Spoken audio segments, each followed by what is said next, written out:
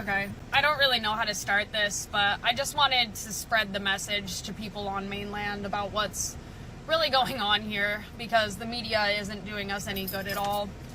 We're not okay. We're not okay. We are emotionally damaged. A lot of people are physically injured. A lot of people have lost their family members.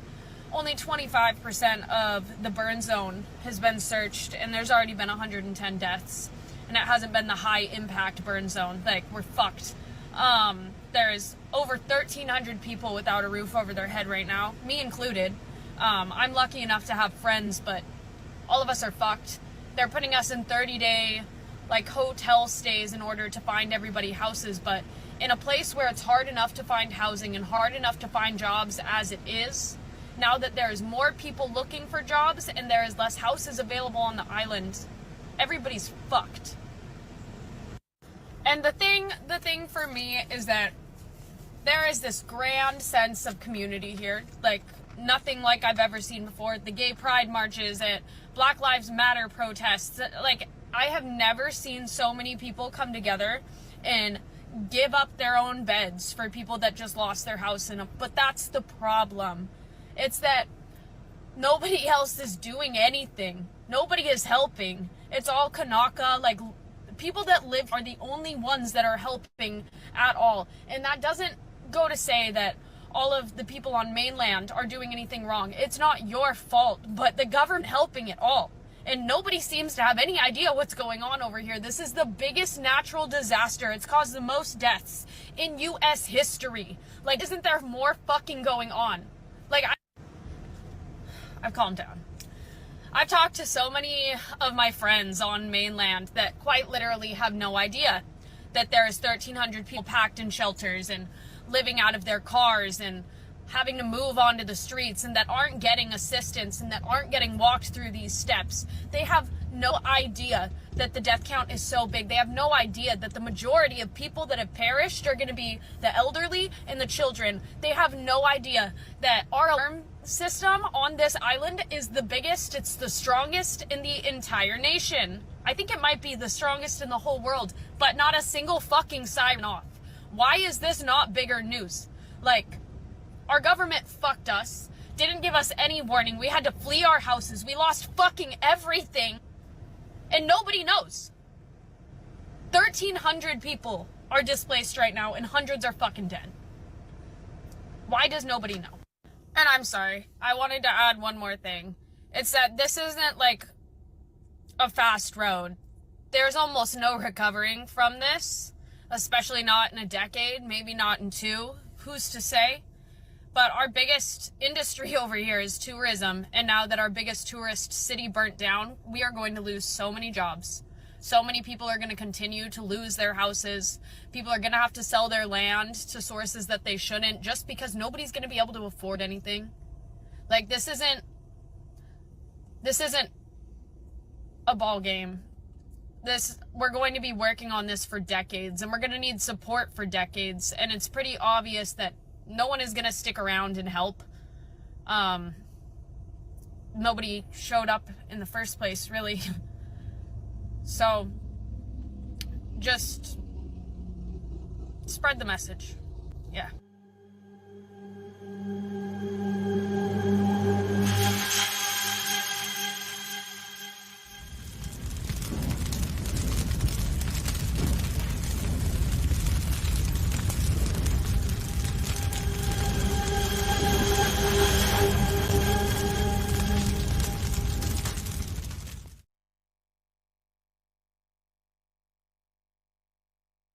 Welcome to The Last American Vagabond. Joining me again today is Shelby Thomson, the co-founder of Unjected, here to discuss updates after our really important interview directly after the fires in Maui.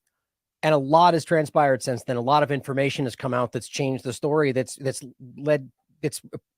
vindicated, I would say. A lot of the claims that people dismissed early. And even myself were very skeptical against some of these things. And it's come to show that there's obvious criminality, there's obvious cover-ups taking place. But the real question becomes, what is going to happen? Who's going to be held accountable? And should we still be focusing on bigger stories about larger theories about what might have happened? So again, Shelby here to join me today to go over some of this and kind of break down what's actually happening. Thank you for joining me. I know you've got a lot going on. And, how are you, first of all? How's your family? How's everything going? Hi, Ryan. Aloha. We're doing good. We're doing well. I'm thankful that, we're all still so safe, and, we've been unpacking the details of the last few weeks. And, I think that's been the hardest part. It's just kind of revealing what's really going on. Exactly. I mean, and that's what all this is really about when, any kind of, whatever we call the truth community, trying to figure out what's really going on and asking tough questions, including things that a lot of people are scared to get into because they might be considered conspiracy theory.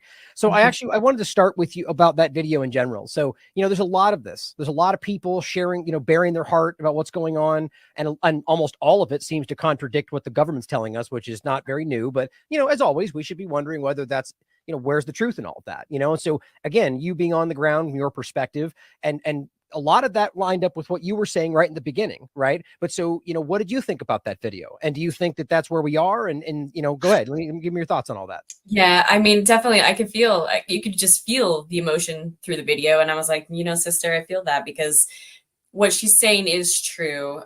What has happened here is I would believe, yeah, it's the largest natural disaster, if you want to call it that, natural disaster in our U.S. history. I wouldn't claim it's natural, but when we see what's going on in the media, for me, I don't know why the missing children isn't the cover story of every single mainstream media across the whole world, quite frankly. And, she is right. This repair and this, recovery of Lahaina is going to take decades. It's, when you drive past it and you see the devastation and just quite, the enormity of it. And especially with Hawaii being,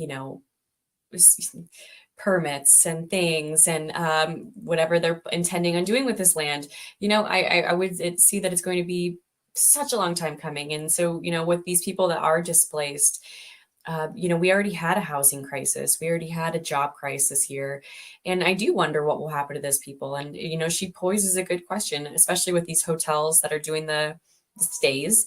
Are they going to kick everybody out at once? Like, what will happen? Because I can guarantee that those people are not all going to find homes. Yeah. So I am very curious to see what will happen. But yes, she's speaking the truth. And,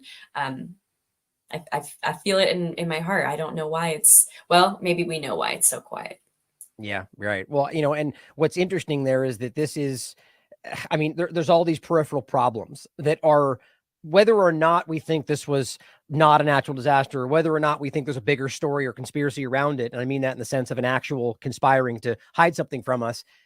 These things are what usually gets kind of lost in the shuffles that, we're, again, the point, whether or not it was natural, people are going to get in this position where they're in these hotels where I can promise you these hotels are not going to be, even right now, I bet you this is not out of the, well, I shouldn't say that. I don't know whether there's more community there than I realize, but in many cases, the hotels are doing this because they're getting a kickback or something. And then once that hospitality runs out, you're right. I mean, this is a problem that's already clear. So it's just a matter of when that happens. And so as we focus on larger things, let's not forget that these people are suffering regardless of what caused it. But I think that that's important. We need to understand what actually, the details about what happened before this, what happened during, and what happened after, as well as other larger events like the conversations of making that Maui the first smart island or city, or the conversations. Those are very important, or the larger conversations about the continual decades-long, centuries-long efforts to try to take the property from people that have been there.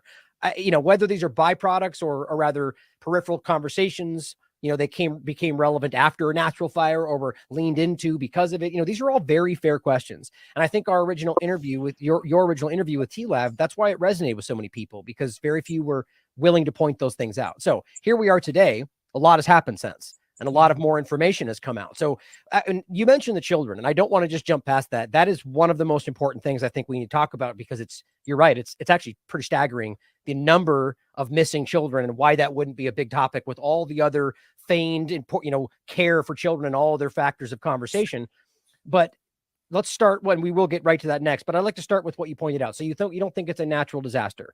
And I think there's a lot of evidence that backs that up. So you tell me why you think that and where you're at now with that. Yeah, I was feeling that day one, day two, I'm always one to be skeptic. Maybe that's my unjected nature. And, I am quick to always assume that the government is obviously not out for our best interest. But, It's a good bet these when, days. yeah, we're batting a pretty good average, unfortunately. But when there's just too many coincidences. And when it comes back to it time and time again, I really think that the alarm system, are we going to be able to point the finger on Dew? Probably not, unless we get some, incredible forensic scientists in here to try to discover the molecular compounds of some of these ash and some of this damage that's left over, and see if we can find any anomalies. Is that going to happen? Doesn't really seem like it, because they've built this military, fence around it, and they're making sure that, just like 9/11, that they're going to wheelbarrow all this off and dump it into the ocean and make sure we never see it again. And so, if I could add one really quick point on that, it's just you have this on your Unjected show on your Twitter account, and you can people have shared this a lot. You can see the fencing and everything. You just connected a point with me that I think is interesting. I've tried to place this in my mind about what that might be, if it's just a justified thing. And really, you make a great point, is that I was going to say, well, we have people like Andrew Welton or Scott C. Smith, these people that are going to East Palestine and have already mentioned going to Maui for the same reasons, but really to test for any dangerous materials that may be in the air, which is they're already starting to use to justify action. So whether that's true or not is important, but those are the kind of people I would argue would tell us if they found something like that. And so maybe we'd find that, but now we're seeing this cordoned off in a very different way than we're used to seeing emergencies. Maybe that's exactly why. That's a very important point. I think you just put. I think it's bizarre. And you can see in the video, the fence posting, I've heard that they've spent over $3 million alone on fencing. And this is not just like a little white picket fence. This is a military grade fence that they lined with hundreds of boulders. They brought in boulders, guys. You can't even drive through this fence. They put up the black tarp, and they said it was a dust screen, so nothing dangerous would go through it. It's like, does that logically make any sense? The wind is going to blow right over the fence, first off. And then, we see Josh Green and Biden walking through Lahaina, and their whole claim was that, you need protective gear to come into this disaster area. And that's why the public can't be here. That's why the media can't be here. It's too dangerous. But they're in their fake press conference, not wearing masks or gloves or any sort of protective gear. So, I think, once again, it's kind of like the theatrics of the media.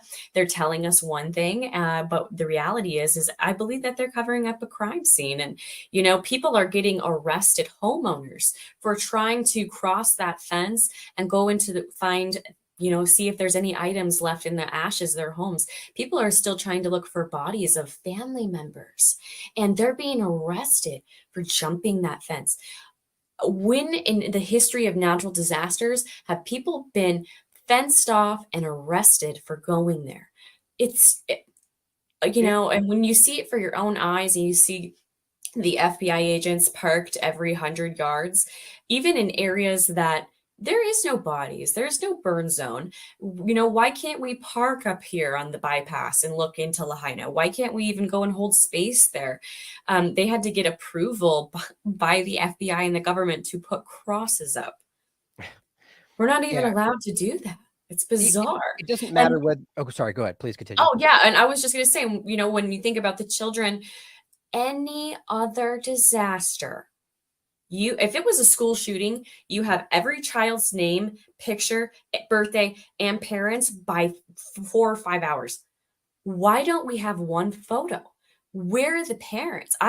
This is where I'm so confused, and I feel like it's so nefarious, because as a mother, I don't know one other mother or father that would just silently, where's the children? Where's their body? Like, the fact that, we have maybe reporters that are, asking where the children are to the mayor before parents. I wonder where the parents are. And that's why I think this cover up is so massive. I think it's in the thousands. I think it could be 5,000 or more people. Truly, I believe that, because if 2,000 children are unaccounted for, where are the parents also stating that these children are unaccounted for?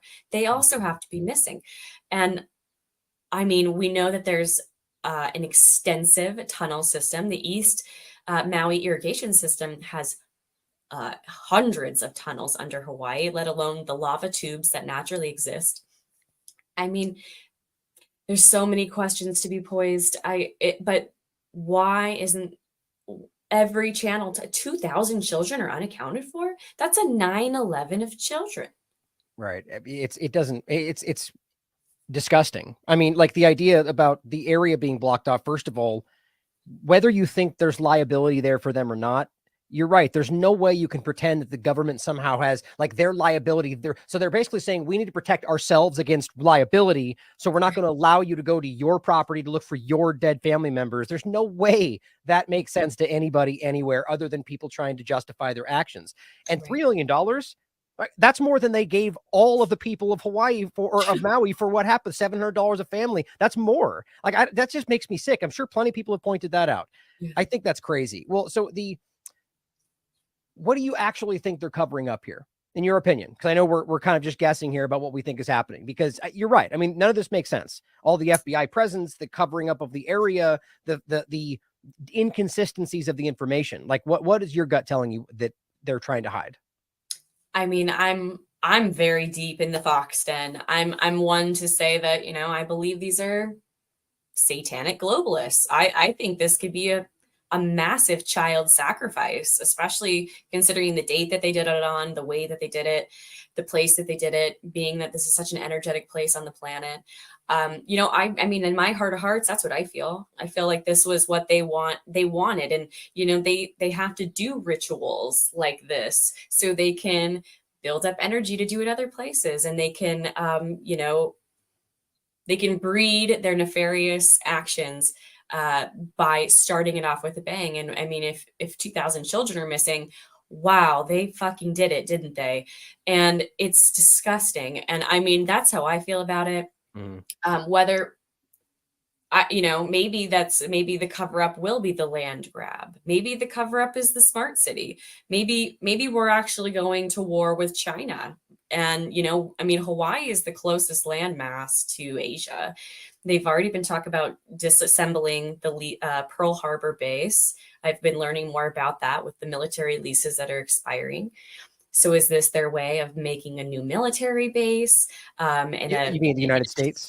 Yeah, in Hawaii in a discreet way. If Pearl Harbor's leases are expiring, we still need to have military occupation in Hawaii. Of course, we're America. We claim to be here. So, I also wonder. I feel like there's so many pieces in the puzzle that they could be covering up. It's just kind of like 9/11. We're still unpacking it and going, what was the whole, was it for surveillance? Was it for this? Was it, right. But I believe it was to usher in something.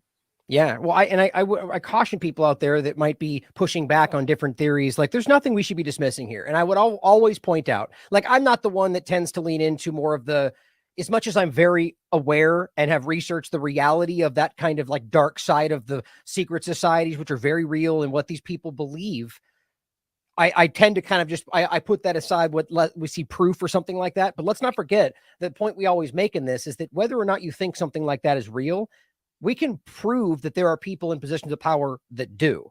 So really all that matters is whether they would think that they could achieve something by doing so. So I caution people that would dismiss something like that. But to come down to what we can prove, so let's actually go into that point in general, since you shared this image with me. So first tell me where this is coming from, and then we'll go into some of the theories around some of the things that might have happened. Right off of Google, which is the Okay. status. Like if you just Google missing children Maui, this is actually the answer you'll get. And you'll start seeing that there's several articles that are coming out about it.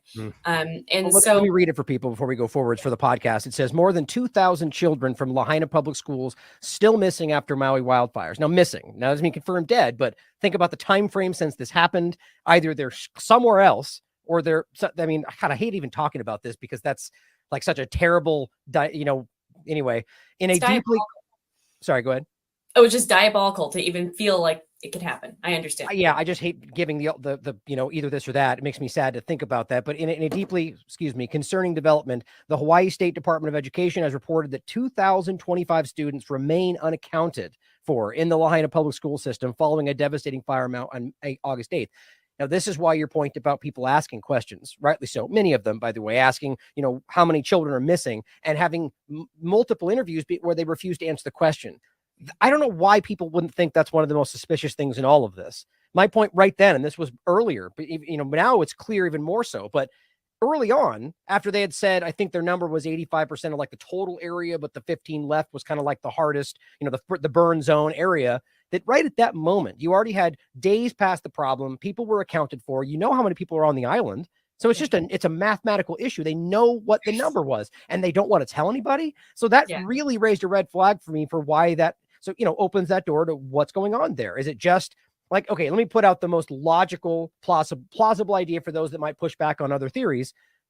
So we know that the sirens didn't go off. We know they've admitted they chose that. The water was turned off. They've also admitted they chose that.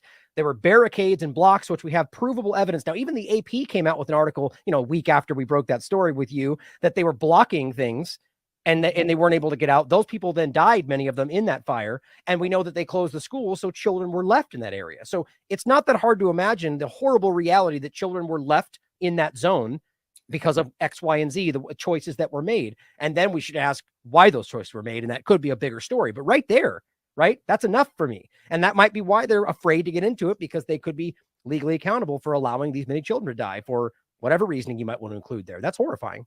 You're exactly right. It's a mathematical equation. Where's the census of Lahaina? 1, we know how many people live there.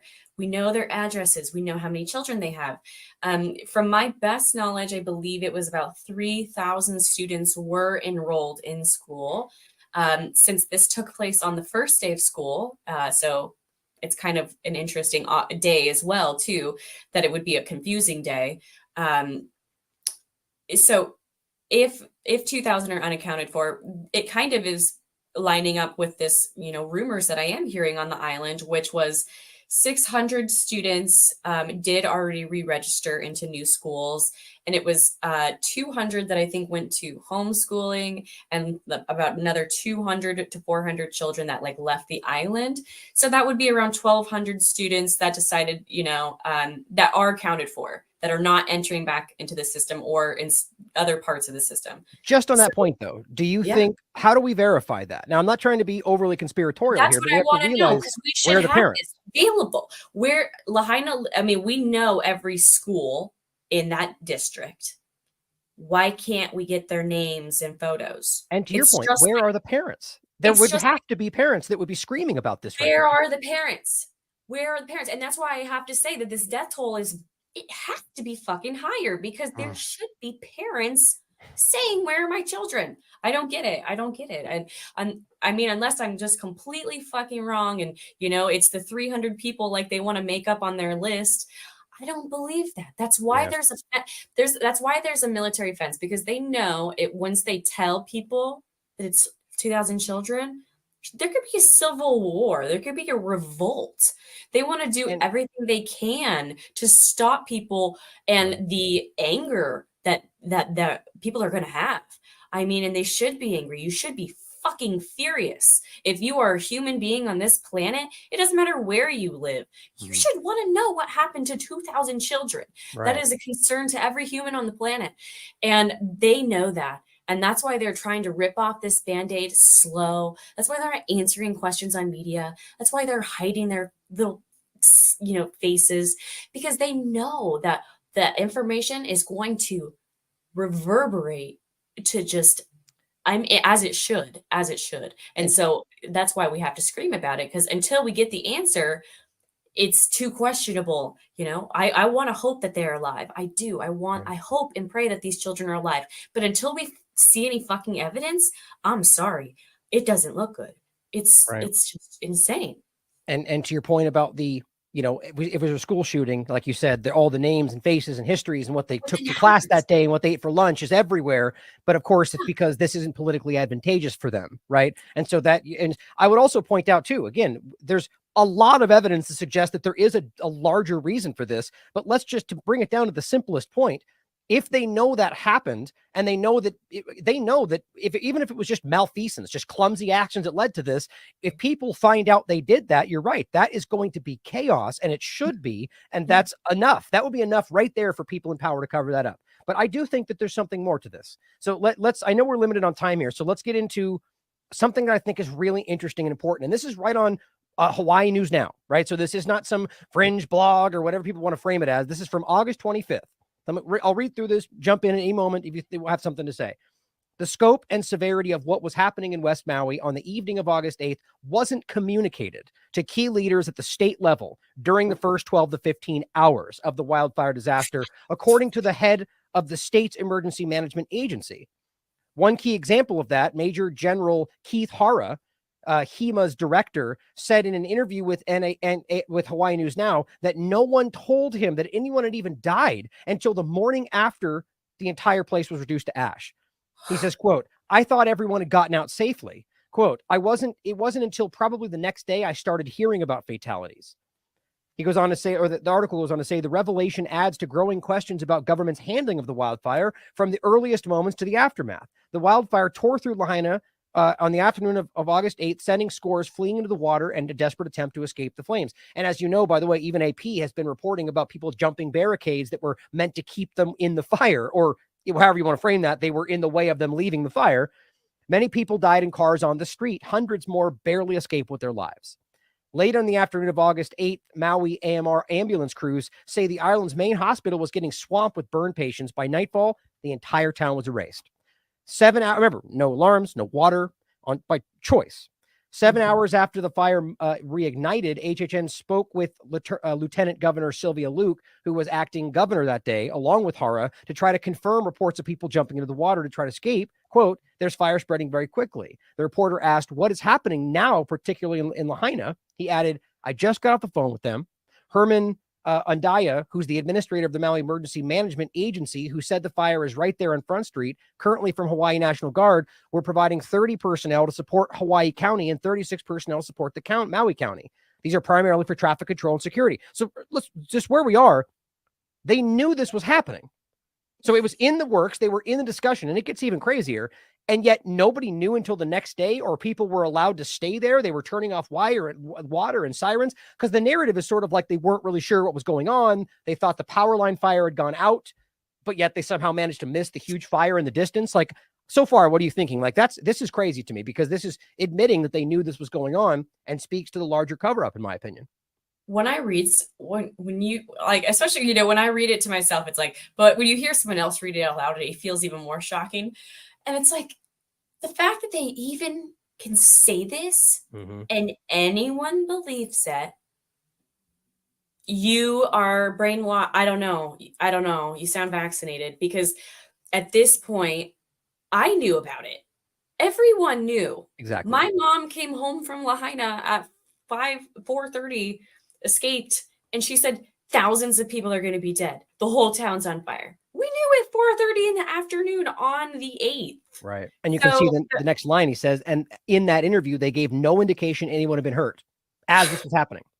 You know, that sounds like a willful, they don't want people to know that. And again, it could be a cover up of their liability or something bigger, but that's pretty clear. And he's the same person who said, "Oh, I don't regret sounding the alarm." And it's like, or not sounding the alarm. Yeah. Right. For not sounding it. And it's like, so when people realize you don't regret not sounding the alarm and there's 2,000 children missing, that's why the military is here. They want martial law to ensue. They want there to be a huge issue, because, I mean, that's what it's pointing towards. Yeah. I mean, at least if we have any heart in our bodies as humans left, that this should be revolt worthy. Yeah.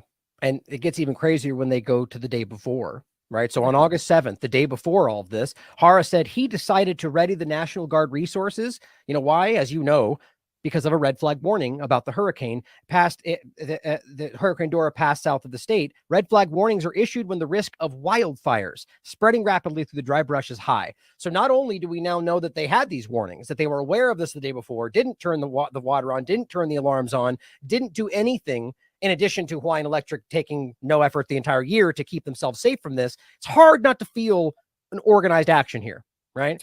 Oh, absolutely. And, one thing about the water that I would like to say is, I heard that one gentleman, I never remember anybody's names, but he was saying that they couldn't reroute the water away from the taro farmers. And then he goes into talking about how sacred the water was.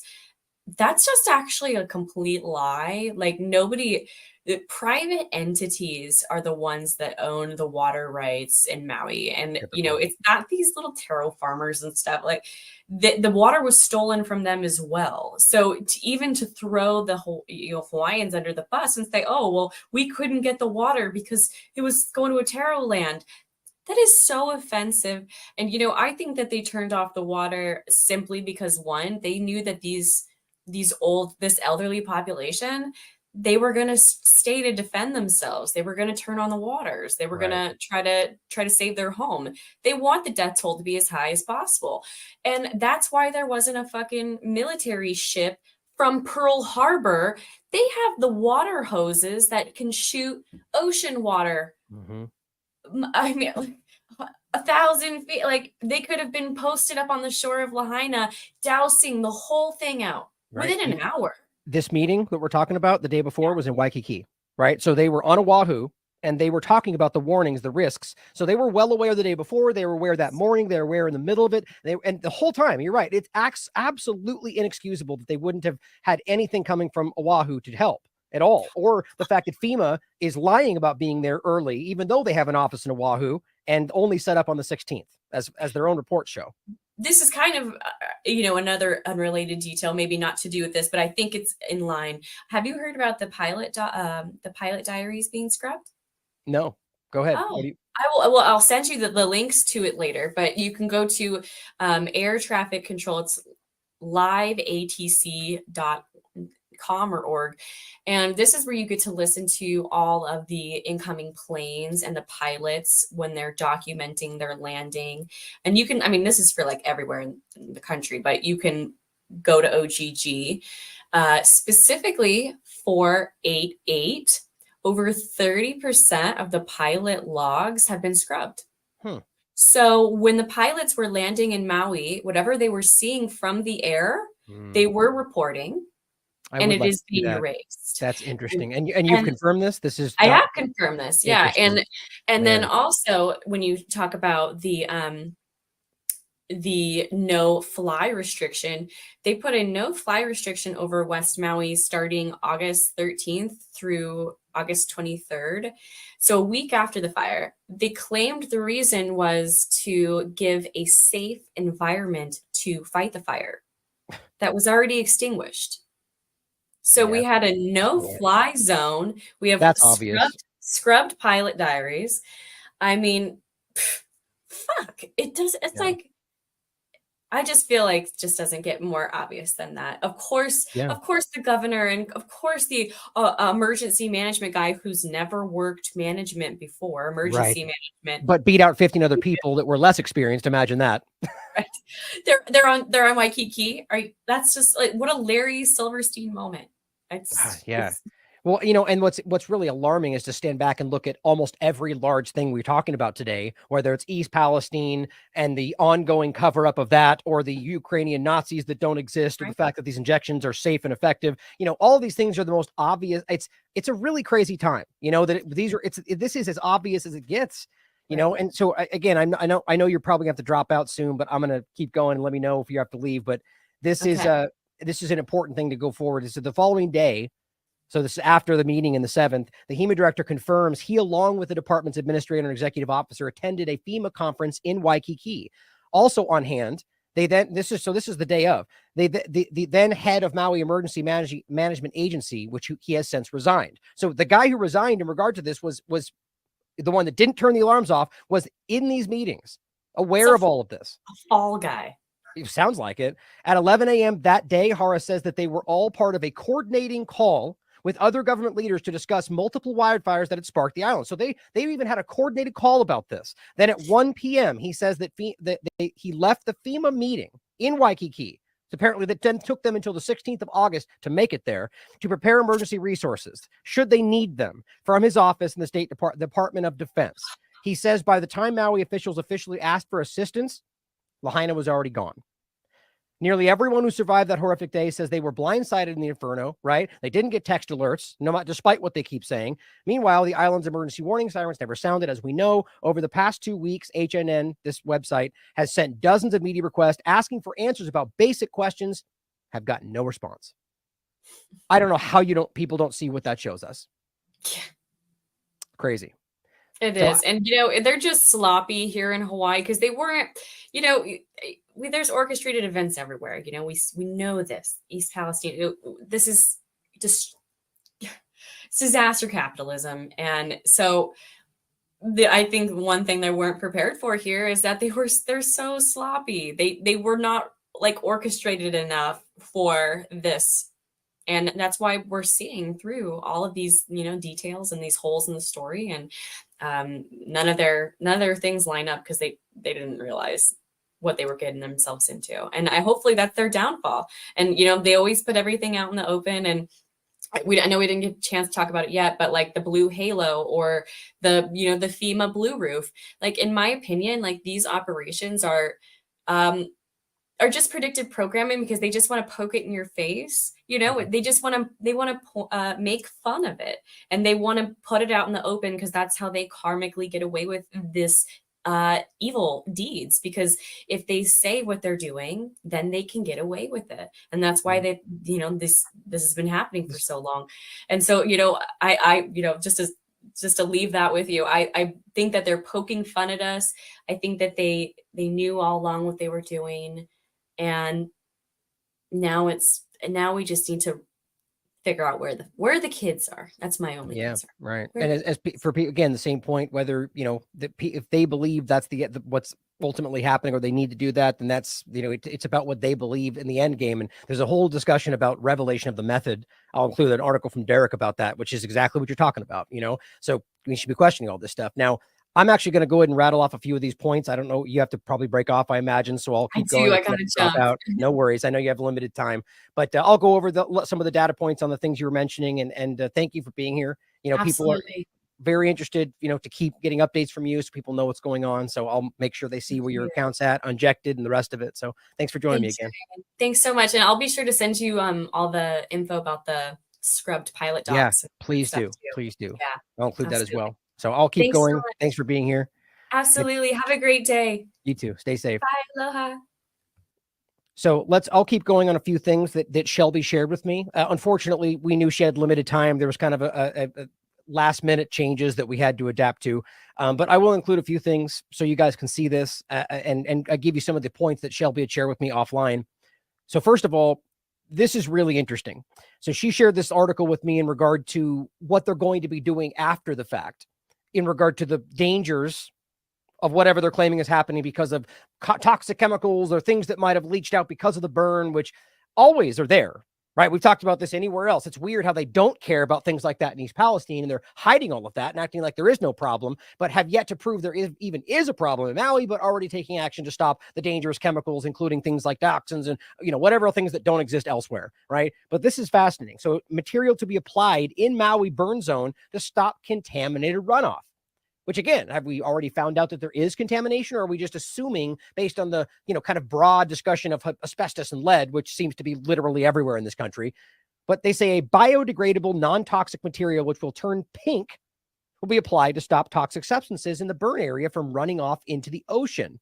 Well, that's pretty interesting. It says with more of the burn zones searched each day, the charred black earth and ash will soon turn pink as a water-based glue is applied to prevent winds and rain from kicking up and running off into the ocean. I mean, we know how much we can trust the EPA and them to give us safe things, right? Safe enough is what they tend to be, even though they're not at all. Workers for the Environmental Protection Agency's incident response team will begin applying the biodegradable non-toxic material known as a soil tackifier in the coming days using water trucks that will spray the water from hoses, and agency officials said.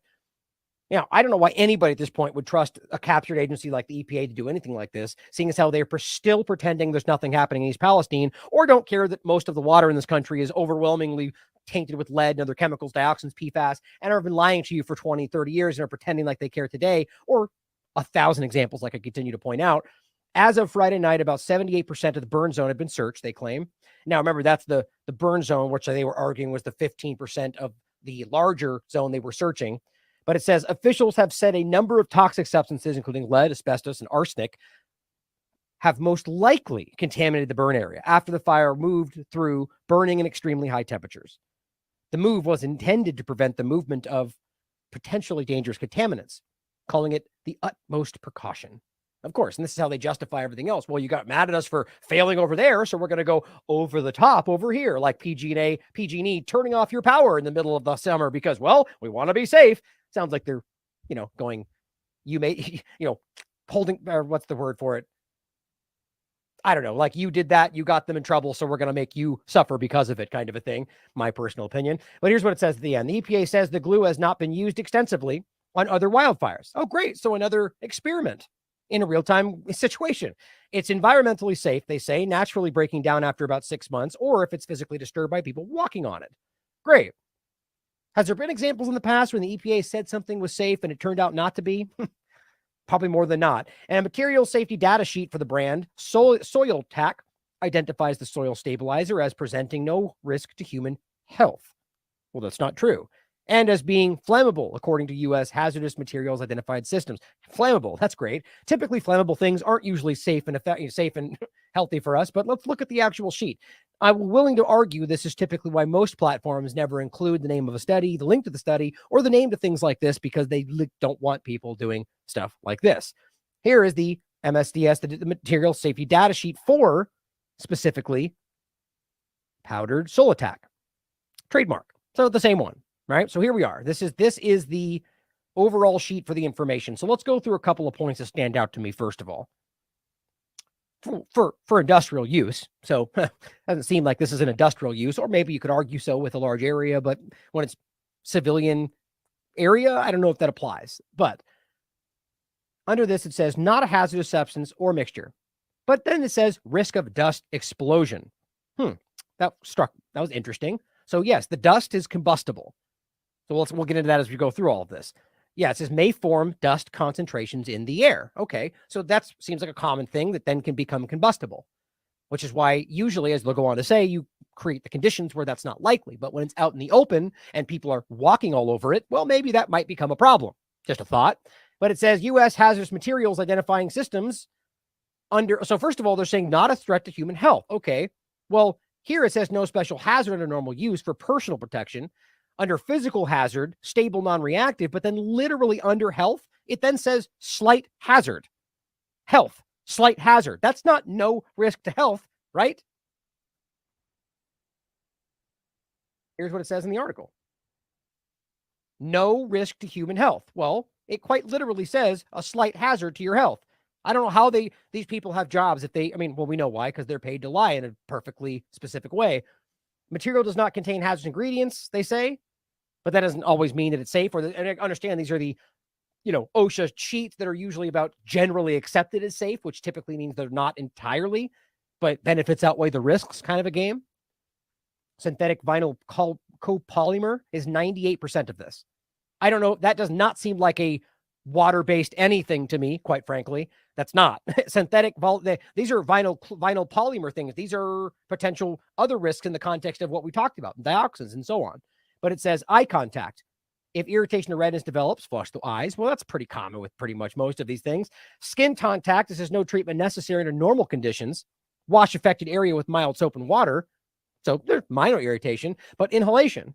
It says if breathing difficulties develop, move the victim away from the area. Well, if this is going to be sprayed pretty much all over, and they even said people walking over it will break it up, seems like this might be a problem. And let's not forget the dust rising in the air. Now, I'm not saying this is as bad as what we've seen in East Palestine, but I just want to point out how these things aren't usually. I never feel comfortable with the kind of things they put forward as their solutions for these things, especially when you can find out that it's not usually a one size fits all kind of a thing when they just dump the entire area with this stuff. If swallow, do not induce vomiting. If that wasn't the most important part, what was it? Oh, I forgot that I've got some highlights over here. Protective measures. I think that's this year. Yeah, next one. So this one, it says for guidance, this one right here, protective measures. Avoid dust formation, which we were just talking about. And then it says do not breathe the dust. Okay, well, that's probably inevitable if it's going to be all over everything and you're walking on top of it. Avoid contact with skin and eyes. Interesting. Using appropriate contaminant to avoid environmental contamination. Well, environmental contamination, you're spraying it all over the environment. So this is what I mean about industrial use versus these open areas. Prevent from spraying or entering drains, ditches, sewers, rivers, or open bodies of water. Hold on a second. You're literally spraying this on the areas that interact with the shoreline. That's what they just said. And this literally says prevent from open sprays over bodies of water. This stuff, it just gets ridiculous to me. Is this by choice? Now, are they just this incompetent? Cover any spilled material in accordance with regulations to prevent dispersal by wind. So we're going to pretend they're going to cover all this, even though they just said people walking over it will disperse it? Interesting. Avoid dust. Dust may form explosive mixture with air. Understand, we're not talking about something else. They're literally, I'll let you guys decide. Does that mean an explosive mixture when ignited, or that it becomes combustive with the air?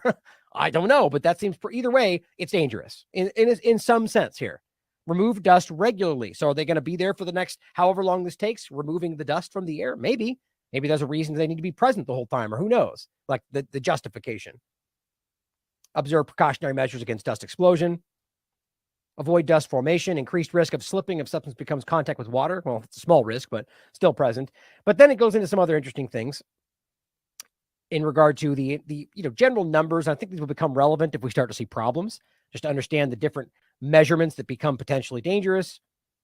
Exposure controls used with adequate ventilation. Probably not a problem, since it seems like it's going to be outside. No respiratory protection necessary. Skin protection is not required under normal conditions. Short duration exposures. Well, if it's going to be there for extended period of time, maybe that's not a short duration. You guys can decide. Let me just go through my spots here. Make sure I didn't miss anything else. I found that one especially relevant. Aquatic. Oh, this was interesting too, by the way. So here they are pretending like they don't know what's going on with dioxins while they literally list dioxins on things they're searching for when they detect problems. But it's weird how they failed to even bring that up with East Palestine, right? These people are corrupt. They're criminals, guys. I mean, it's ridiculous. Clearly they know about these things, so why would they act dumbfounded when we brought it up in East Palestine and still have not largely searched for them? Ridiculous. Now, there's lots more I could probably get to, but I want to point out something at the end here that I thought was interesting, or I guess I switched past it, where it says aquatic toxicity. Okay, well, so you're literally, that's probably one of the reasons don't spray in your water, even though they're literally spraying it on an island and near the shoreline, which they just said in regard to erosion. But this is potential up to 7-day issues here for fathead minnows, multiple day issues for rainbow trout and other things. I mean, these things matter, but not to people, with large agendas. I find that very interesting. Lastly, on this one point, as of the 28th, Biden-Harris administration announces nearly $3 billion in project selections to help communities build resilience to climate change and extreme weather events. Well, a la Maui, clearly that's what this is talking about, pretending that's a climate change event and using this to justify action to do whatever they think that probably a smart city direction or whatever else they claim is the necessary step. Now, I want to point out something I think was interesting, and I was hoping to get Shelby's opinion on this, because we did talk about it before we went live. But so again, I wanted to reference this. This is the Washington Post from the 16th. This has been circulating, everyone giving their own opinion of what this is, most of them getting it wrong. But remember, this was her neighbor. This is Shelby's neighbor. That's where this video came from, their personal camera. And nobody cites that. Nobody cites the fact that this, I think, I'm willing to bet this was the first time it ever aired on our interview, because it was really early, but maybe not. Maybe he had given it to other people before that. But that was her giving it from her neighbor to us for the interview. Next thing you know, Washington Post using it to cite their argument. Power lines likely caught. No, because according to the neighbor and according to Shelby, there are no power lines back there. But you see, they don't give you the exact location, and so they end up lying about it. Or maybe we're wrong. But as far as I can tell, he knows he lives there, and he'll tell you there is no transformer back there. And especially since it only popped off one time and didn't continue to spark like you would expect a transformer to do, this seems, and also this was aimed in the direction of the Air Force Research Laboratory, which is right in that direction on that mountain range, called the Directed Energy Directorate, which, yes, they openly discuss that they make directed energy weapon systems in both this location and the one in New Mexico, which is both the same thing, as you can see here. Directed Energy Directorate. I find that very interesting. Now, I still maintain that I don't see any proof that directed energy weapons were used. I see more evidence, data points that suggest that would be possible, But still, people that are saying that happened, that's their opinion, and that's assumptive. But I was the first one to point this out, and I thought it was very interesting. The Thor system being a very real weapon system being built on island and operational for use. Very interesting. So this, in my opinion, is one of those data points, along with the fact that that's there. And then one other thing we'll get into, which I think was right here. We'll come into that in a second. Oh, it's just the video. With this video, which we just played. See this, you're just going to be like, this is somebody else using his content without giving him credit. That's why I'm not showing who it's from. But their point is that this is the guy, the real estate guy from Maui, who I already showed you one of these, who is going out and showing you that there's these cars and a cone, by the way, that didn't even melt in an area when right next to it, you got melted aluminum and cars in the middle of nowhere with nothing else around it burnt, but yet the car is completely melted. I mean, I don't know how to explain that. And if you've got an explanation for that, please let me know, because that is one of the points that has stood out to me more than any this whole time that goes, okay, that is another indication that there was something else involved in this than just malfeasance or willful ignorance to allow a fire or whatever you want to talk about, possibly directed energy weapon discussions. I still don't think that's proof of even remotely, but the more that develops, I find that to be pretty damn interesting. I also want to include this that I pointed out from 1987. Not that this is even necessarily involved with the story, but just so people see, this kind of discussion has been around for a long time. 1987, laser ignition device and its application to forestry, fire and land management. So this can be used up to 1,500 meters away. And what it does is it could be used to start little small fires or burn out specific areas for the idea of backburning. Now, of course, that could be something that could be used. Now, that might actually be visible, but in the idea of directed energy weapons, it wouldn't be. So that's where we get into the idea that there's a lot of people hyping things that we can prove aren't what that was. And that's concerning. And that's why I've been so skeptical about this entire topic. Now, on that note, let's talk about some of the things that are anomalies in all of this that people are putting forward. Now, one of the ones that is important in the conversation of the children, which again, we don't need any other part of the story to realize that there's something fishy going on here. But you could say that because it's obvious there's something fishy going on here, that could mean X, Y, and Z. But when we have people that are telling you they know for sure based on an assumptive point, we need to be cautious about that. Now, one of them was this discussion. Now, there's this thing going around, and I've mentioned this discussion again, by the way. This guy was basically caught by one of his followers who he helped get there and ended up kind of being caught live on the air because he saw the sign of his hotel when he said he was going to be staying in a tent and basically said, why aren't you doing what you promised you were going to do? I have an issue with anybody taking donations right now to go there, even though people need their help on Maui, right? So anyway, that's a different story. But this was the video of school buses. And the idea being that they can show school buses before in this area that seemed like they were unaffected afterward, but there was only so many left after the fire. That's it. So that's clear. But then the point becomes they use the buses to take the children somewhere, which certainly possible. We should dismiss any possibility. But from what I can tell, there's a lot of evidence circulating that they use these buses after the fire to move a lot of people to other places. And according to locals and video, that does seem to be the case, as you can see right here. And it says that just a long line of buses to help evacuate people from Lahaina after the fires. But that doesn't mean that there might not still be something to this. But people that are telling you we know because the buses are gone, that you should be aware of that. Be very skeptical, right? Now, there's no reason we should dismiss possibilities like Shelby and I were talking about, but be careful about people telling you absolutes when you can prove or rather show that that might not be the case. Now, already since I pointed this out, the story then shifts to being, well, they probably then use some of them to hide the children afterwards. It's like, well, hold on. If you already showed that the premise of the original theory was wrong or could be, you can't just stand on the same false theory to push forward the next possibility because that just becomes a game, right? This is not a game. Another story we see circulating is that everything blue was unaffected. Now, I know Shelby was talking about this, and I think it's very anomalous. There's something interesting about this. But I do think that we need to be very, very skeptical about what this means because what this seems to all stem from is this video. I have not seen anybody else put anything else out other than this kind of discussion. Now, from what I understand, and I've done my research on this, and here even Twitter did a fact check on this, saying that that's not, whatever, is that ultimately this is technology that can be applied. Now, in this case, you see what look like 4 different color towels, one of them being blue, and only the blue one doesn't get affected. Now, if you look into this, it's not like all directed energy weapons or lasers don't affect blue things. You can prove that's not true. What this is ultimately is technology that can be altered or different. You can use different types of laser technology or just different settings to affect certain things or not. Now, I don't know if that's only colors or different fabrics, but ultimately that is what this means. But then this has become only blue things. And I think there's ask these questions. But there's a lot that suggests that that doesn't even make sense. For instance, that you can see that there's a lot of other things that weren't blue that were also left, or we should be asking, like in this case, you see, this was the real estate guy, by the way, who found a bunch of blue shirts buried. Now, whether or not you think those were there to begin with or somebody planted them, which is what this fact check seems to say, which I don't even think that makes sense since this guy's been doing good work. But ultimately, the argument is if the laser was the reason they didn't get burned, then why wouldn't the fire have burned them afterward? Okay, so there's an anomaly, right? You don't just get to pretend because it makes sense. But so here's one of these typical people saying everything that was blue survived. Well, that's just not true. And there's a lot of evidence of other things that you can see. Blue things, orange things, white houses, all sorts of different things. Like this one big famous one, right? That then they also lied about and said this was because of some other, there's all sorts of lies flying around. Red house, white walls, right? Okay. So you can't just shoehorn in only what you think makes sense. Now, I'm not dismissing that there might be something to this, but I also point out, as Shelby and I talked about beforehand, I often worry about things that are important that then get buried in BS because they almost want you to dismiss. Because look, I get more and more skeptical about these things the more and more I see people like that lying about stuff, because that is complete conjecture. And here's another one. Here's a better look at the blue roof on Oprah's house in Maui. Now, first of all, the video that he's sharing here, that's not her house in Maui. First of all, it takes 10 seconds to find that out. But then it says, this is Oprah's house in the first one.